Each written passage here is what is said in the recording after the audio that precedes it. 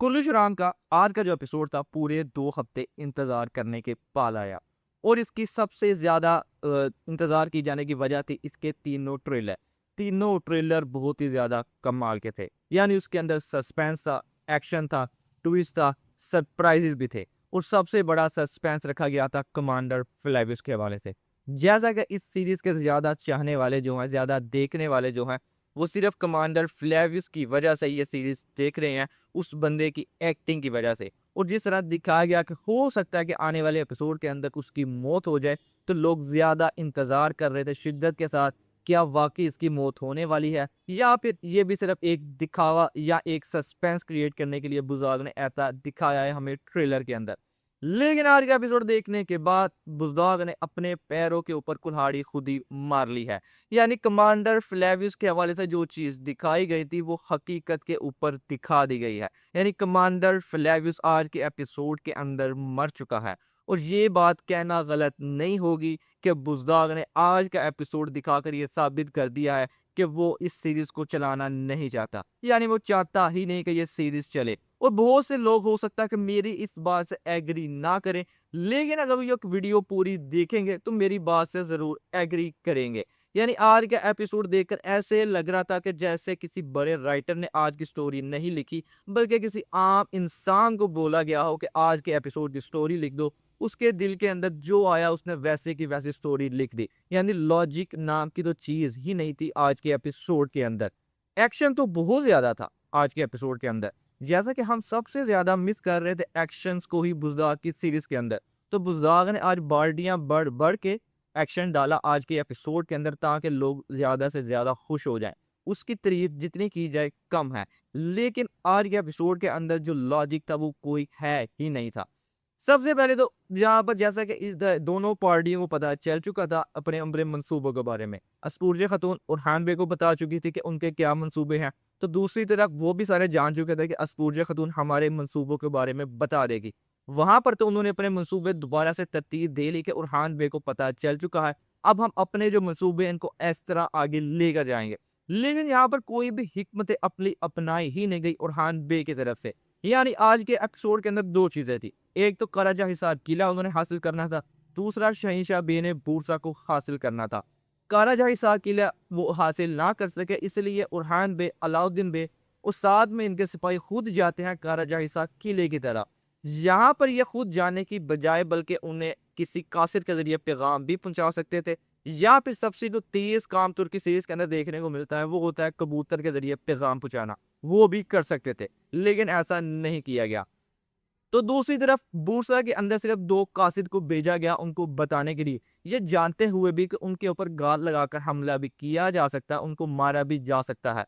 वहाँ पर भी कबूतर के ज़रिए पैगाम पहुँचाया जा सकता था कि जल्द अज़ जल्द बूरसा के अंदर ये बात चली जाए, यानी जारकुताई और बुरहान बे की तरफ कि शहंशाह बे बूरसा के ऊपर कब्ज़ा करना चाहते हैं ताकि उसके मुताबिक वो अपनी हिकमत अमली अपनाएँ, लेकिन ऐसा नहीं किया गया।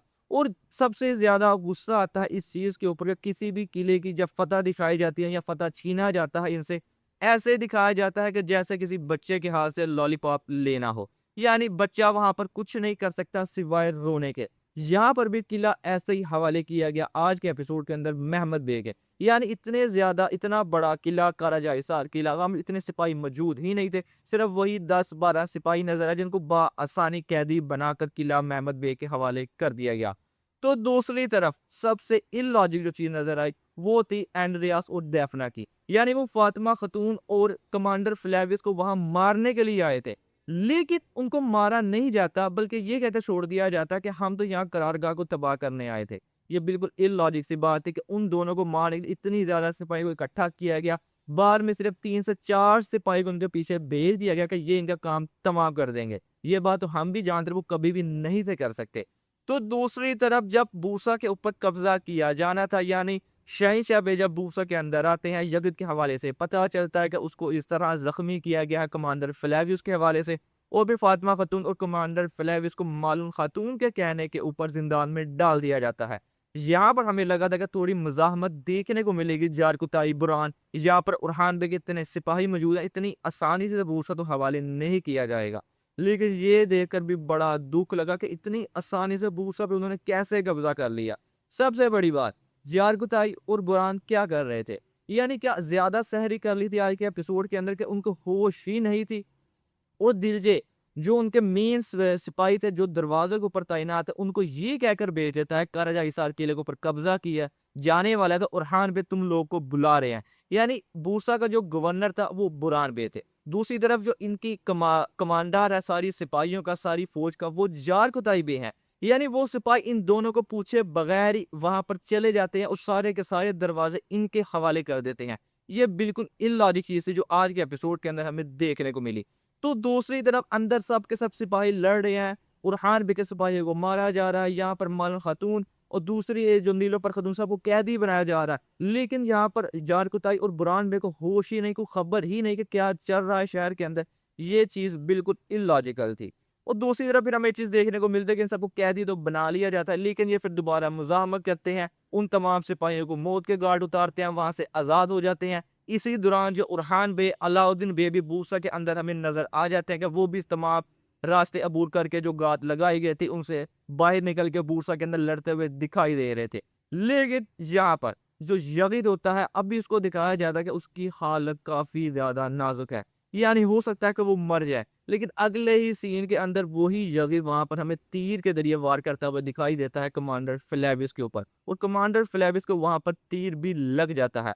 तो दूसरी तरफ वही यगी उस कमांडर फ्लेविस को मारता हुआ नजर आया आज के एपिसोड के अंदर। यानी वही यगी जो इससे पहले कितनी दफा कमांडर फ्लेविस से मार खा चुका है, उसके सामने वो टिक ही नहीं था पाता। आज के एपिसोड के अंदर उसी के हाथों कमांडर फ्लेविस को मरवा दिया बुज़ाग ने। ये चीज बिल्कुल भी पसंद नहीं आई और खासकर इस सीरीज के देखने वालों को तो बिल्कुल पसंद नहीं आएगी क्योंकि कमांडर फ्लेविस की ही वजह से अभी तक ये सीरीज लोग देख रहे थे। ये वाहिद बंदा था इस सीरीज के अंदर जिसकी एक्टिंग बहुत ज्यादा कमाल की थी। और ये कहना भी गलत नहीं होगा कि उरहान बे का जो किरदार बंदा निभा रहा उससे भी ज्यादा अच्छी एक्टिंग ये बंदा कर रहा है।